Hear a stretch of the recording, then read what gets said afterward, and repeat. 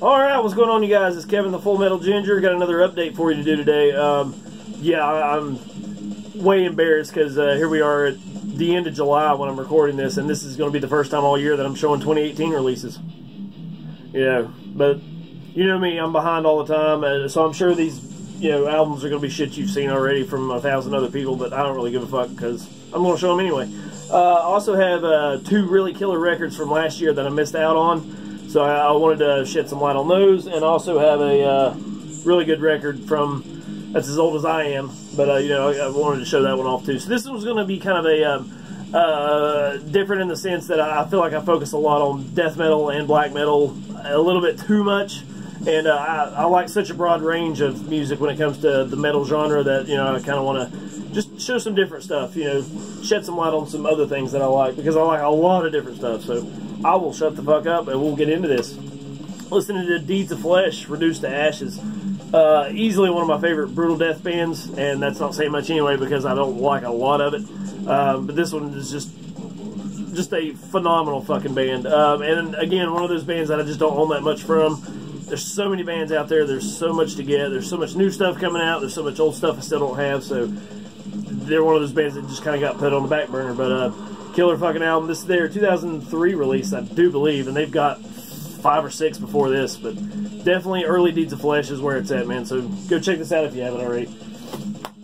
So the first one we're going to talk about is by far one of my favorite death metal releases from this year, which is kind of fitting that we're listening to this. Really heavy, really intense. There's kind of a funny story behind it, partly why I'm just now showing it. So, but I'll go ahead and let you see it first. This is a Feather and Bone.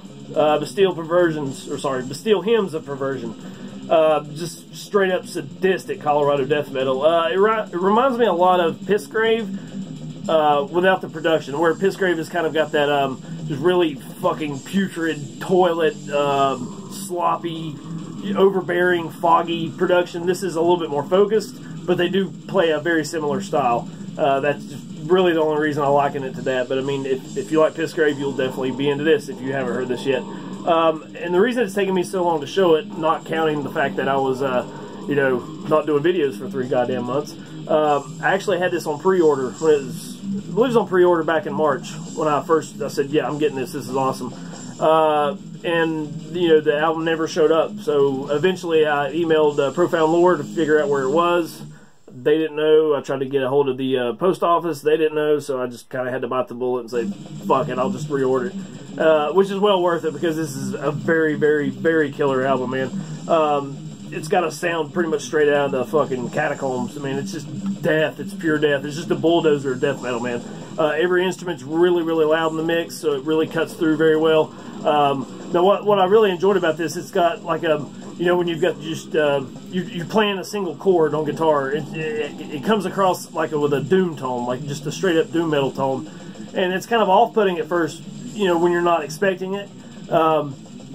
But then they'll just kind of kick off into a really fast riff, and you kind of go, okay, I see what they're getting at, where you've got the really, really heavy sound of doom, mixed with just the speed and the intensity of all the riffs they're playing, and it fits really, really well. I'm really glad they kind of went in that direction.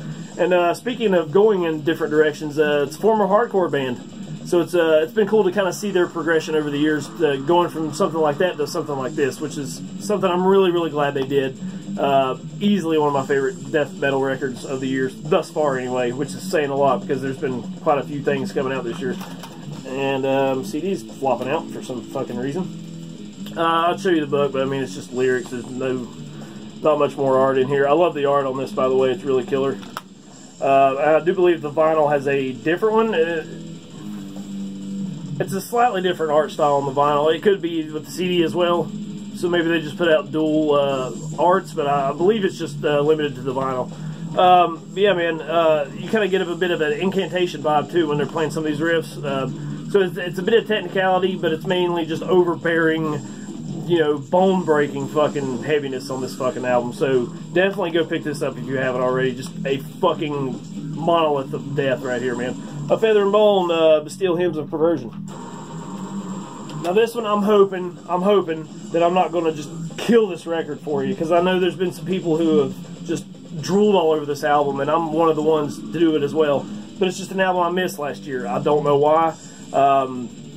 It just went completely off my radar. I'd never found out about it. I didn't find out about it probably February this year, which is kind of, well, you're close to 2017, but it's whatever. But if I had, man, goddamn, this would have been, I'm sorry, Sakaj, but this would have probably been my #1 album of last year. I cannot stop listening to this album. Start to finish, every album fucking rips. It's constantly in my stereo getting played. Let's just check it out. This is Satan's Hallow, self-titled debut from last year on Underground Power Records. Just epic fucking heavy metal out of Chicago, I believe. To describe it, basically take Iron Maiden's riffs, not on their like really epic, you know, huge, you know, all over the place songs. Just take their like 2 Minutes to Midnight or you know, Fear of the Dark or something like that. Take those songs and put Ann Wilson's vocals from Heart on here. Mandy has such a fantastic voice, man. Oh God, I'm trying not to ruin this album for you, just drooling all over it so much, but it's a guitar enthusiast's dream, you know what I mean? Riffs to die for, superb leads, godlike fucking soloing, and again, every single song, start to finish, this entire album just fucking kills it, man. And Mandy's vocals will fucking slay you. Just so powerful. She's got great range and command. The vocal patterns really help to enhance the songs. The lyrics are a little vague in some points, but I mean, it's very story driven, so I kind of, sort of, you get a bit of a King Diamond feel, just lyric wise. I mean, it's not like, you know, Hail Satan or, you know, Worship the Devil or anything like that. It's mainly like story type feel, you know, like Satan's Hallow, actually, the song is kind of talking about, you know, going to those scary places that are supposedly haunted, or, you know, where the devil treks. So we have a place in North Carolina, like way out east, called the Devil's Tramping Grounds, where the devil supposedly just gets out and walks in a circle and has a party with all his demons and shit. Stuff like that. That's basically kind of what this is going for. But what makes this so interesting, because this is nothing you haven't heard before. I mean, this has all been done with the new wave British heavy metal, all the speed metal stuff of the 80s. This is a very 80s sounding record, but goddamn, the execution is so fucking good. It's done so well, it almost seems groundbreaking. Just a very, very tight band.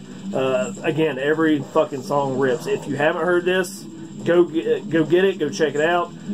If you don't like it, either this isn't what you're into, or I failed completely and totally, you know, as a YouTuber reviewing fucking records. So, you need this, man. You need this. If you like, if you're a fan of Midnight, goddamn, you should definitely fucking dig this record. So, I'll shut up. I'll leave a link below, like I always do. Please go check this out if you haven't already. Definitely one that went way over my head. Didn't even know about it till this year, but goddamn, it's. I can't stop listening to it. It's a great fucking record. So, I'll shut the fuck up and let you make your own decision. So there's that. Next up. Another band that I just never owned anything from. Listened to them a ton of times. And it's really this whole kind of localized genre that I mean, you start going through your collection like, holy fuck, why don't I own anything from any of these bands? I don't understand it, but I'll get more into that in a minute. This is Destruction, Eternal Devastation. Fuck. Legendary German thrash band. I mean, along with Creator, Sodom, Tankard, Exhumer. I mean, in my opinion, this is just me talking, but I think it's easily eclipses all the Bay Area thrash stuff. And this is what I consider true thrash. I mean, it's raw, it's ugly, but powerful at the same time. And you can definitely hear like the early Slayer influence on this. You know, the Hallow and before. You know what I mean? So brilliant fucking record. Originally came out in '86. This is the 2017 High Roller reissue on vinyl, as you can see. Yeah, I was going to say something else about this, but whatever, man. I mean, okay, with like the German thrash bands, this is weird. I own one Creator album and I own this, and it's like I'm such a huge fan of all the German stuff that it's like, why don't I fucking own anymore? So yeah, that's definitely. I'm gonna have to just make a list of bands that I just love that I don't own a lot from, and just start kind of going back and picking that stuff up. But I mean, as I've said, you know, you've got so much stuff out there, it's just kind of hard to focus on one area, especially when you're limited on funds. So it's whatever. At least I finally have it. I'll show you the record a little bit. I love that cover art, by the way. It's just so, like, why are their heads in a tornado destroying this city? and they just seem like, whatever. But I mean, I just love the colors. The art's done really, really well, and I've always loved their fucking logo too. So with the high roller stuff, they're always putting out these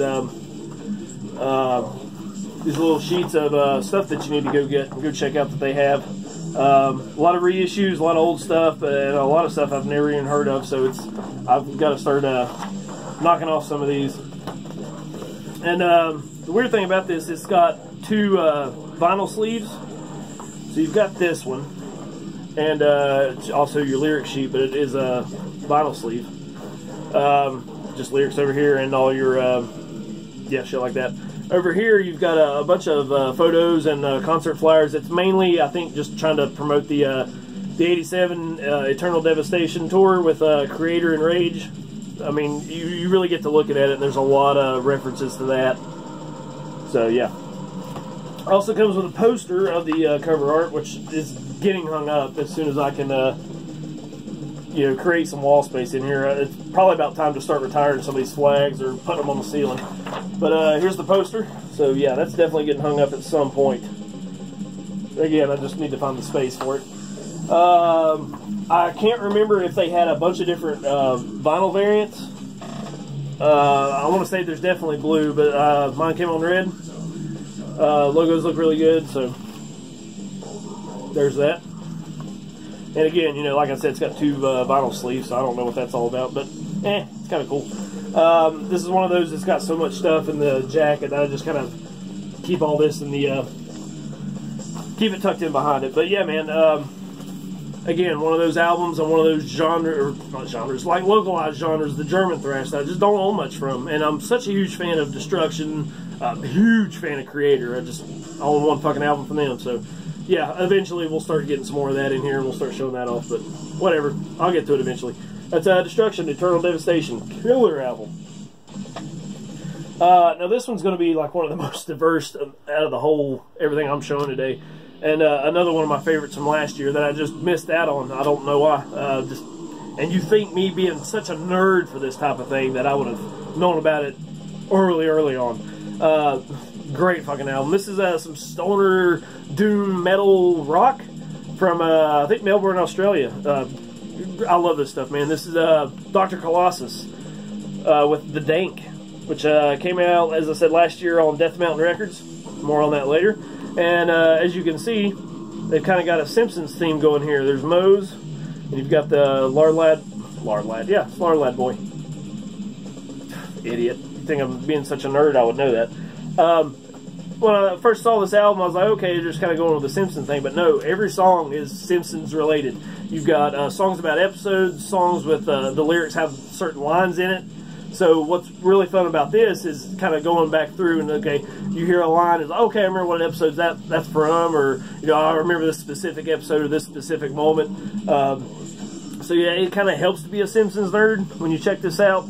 But it doesn't really matter because the music is actually there. The music is really good and it carries it. So you don't need to be a Simpsons nerd to fucking enjoy this. I think the band takes a lot of influence from stuff like Black Sabbath or Caius or Sleep. Definitely, so that kind of gives you an idea of what this sounds like. Yeah, what else was I going to say? Yeah, pretty much that, man. If you're a Simpsons nerd, you'll definitely dig it. If you like, the stoner type of doom, you'll dig it anyway. But yeah, it's just really kind of cool to go through and pick out different, lines from the show. I mean, and everything they've done is all from the show. So, now they're on Death Mountain Records. Which is a reference to Dr. Colossus, the character. I don't know if one of the band members started the label and is running that at the same time, but it's whatever. But they're named after Dr. Colossus, who was an evil scientist. And I believe he's appeared in some other things, too, before The Simpsons, and they kind of brought him in there. And there was an episode where they let him out of jail, and they said, you can leave, but just stay away from Death Mountain. So I guess that's the reference there. So, but yeah, I mean, you got songs like Thrill Ho, which is about Milhouse, talking about how no one understands him and his parents are getting divorced, but it's all, it has lines from, those particular episodes and stuff like that. Future Bart, It's Still Good, which is from one of my favorite episodes of all time, where Elisa becomes a vegetarian. You've got the song from Dr. Colossus. You've got a song, Excellent, which is obviously referring to Mr. Burns. And it's got the line from Smithers where, you know, he makes like a computer model of, you know, Mr. Burns saying, "You're quite good at turning me on." So you got that lyric in there. That's basically the vibe I'm trying to put across. Really, really, really good music. I mean, if you're into the stoner type stuff, the doom stuff, but you know, it increases my nerdism even more because I'm such a Simpsons nerd. So it's kind of you've got two things coming together that I love, and it's just really a fun listen. Really good song, really good songs. If you're gonna check this out, just listen to "It's Still Good." That's probably my favorite song on here. Thrill Ho as well. Check this out, man. It's a lot of fun. Great cruising music. That's always loved about, you know, the doom and stoner stuff. It's just fun to ride around listening to it. So go check that out, man. Dr. Colossus, The Dank. And lastly, we have a very ambitious project here. Very ambitious album. I've seen one or two people show this off already, but it was the vinyl. So I've got the CD, so it's a little different in that regard.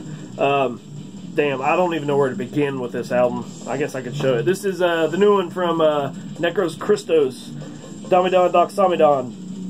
Holy fuck, man. Just a German Black Death monolith, you know what I mean? Very well constructed album, occultic as fuck. It's more that mid-tempo style death metal, you know what I mean? It just kind of like keeps that one steady pace. There's not a lot of fast riffs in it. Not a lot of slow stuff in it either. I don't know, it kind of gives the feeling of like prophetic nightmares. I don't know if any of you watched like any of the kind of History Channel stuff when they were good.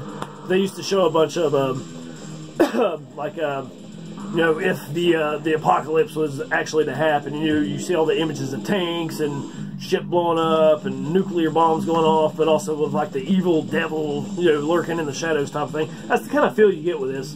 And they do have a part in the case about it being, you know, like end-time death metal, which is very fitting, honestly. It's just something that really weighs heavy on you, you know what I mean? But what's interesting about it is it's got a lot of instrumentals in it to kind of break up the monotony, it being such a long album. And all the instrumentals are very unique on their own, man. And, you know, there's some are mournful, some are depressing, some are very beautiful, and some are just straight up apocalyptic. So, yeah, it's really an all-out assault on the psyche. Necros Christos has always been putting out really long full lengths, but nothing quite this ambitious. This one, I believe most of them clock in around an hour, or maybe a little bit longer. This one is roughly, I didn't do the math totally altogether, but I mean, it's roughly an hour and 40 minutes. So it's a very long album. I've still yet to sit all the way through it in one sitting. Listen to the whole album, it takes a long fucking time. So definitely prepare for that when you pick this up. But physically, it's very well packaged. It's kind of hard to open, which I want to attempt to on here. But it's just, there it goes. It's just weird. I guess it's all this slick stuff. It seals up really tight. It's hard to get a grip on it. But it is on 3 CDs, and each one has, I believe, like 10 to 15 songs. So you've got this book here, and it kind of, there's a lot to it, really. I mean, it kind of explains what's going on with the album. Like I said, a lot of occultic stuff. You've got all the lyrics with kind of descriptions on those, what they're about. Lots of sigils throughout here. Here's one of the band. So, I mean, very, very elaborate, well put together. It's just hard to describe. You're really going to just have to pick this up and check it out. And as I said, it says end-time death metal. So, as I was talking about, it comes on 3 CDs, and each one is kind of separated into its own category of what it's about, and it's just, you know, again, very, very elaborate. So first you have Ith, which is, yeah, I don't even know what that says. Then we have Seth, yep. And finally we have Tay. So they're all broken down, and it tells you different things about them, and I mean, it's just like kind of a lot to go through. So here's the backs. And I believe it's just talking about the songs that are on here. Yeah, I mean, there's 9 on Seth. There's, I mean, on this one. Yeah, the first one, If, it's got 9. I think there's 9 on every one of them, actually. Yeah, so very extensive. A lot of the songs are very long, like well over 10 minutes. So, I mean, it's a lot to get through. And it's really one of those that I kind of wish I would had taken a little bit more time, but I just, and I kind of wanted to show it off before a lot more other people were just boring you to tears with it. So definitely a lot to go through, a lot to check out, but well worth it, man. It's really good death metal. if you can sit through it. I do believe it could be at least a little shorter, but at the same time, I don't want to take away from what it's trying to get across. It's you know, you don't want to take anything away from the presentation. Just really well done. I'm stoked to have this, and it's just packaged so very well. Very nice, slick and crisp. Definitely a way you should do these types of records. If you're not going to put them out on like a cheap digipack, here's what you fucking do. So it looks really good, well put together, well packaged, very ambitious album, very good album. So definitely go check this out. It's Necros Christos, Domidon Doxamidon. What was this on? Sepulchral Voice, just came out this year. There we go. Alright, so that's all for me. I'm going to try to keep this going a little bit more in terms of, I only have a few vinyl that I haven't shown yet, so probably be just one per video coming up in at least the next 4. So I will shut the fuck up. I'll let you go on about your day. Thanks for checking it out. Check out the links below if you want to pick up these records or anything like that. Yeah, that's about all I got for you. Thank you guys for watching. I'll see ya.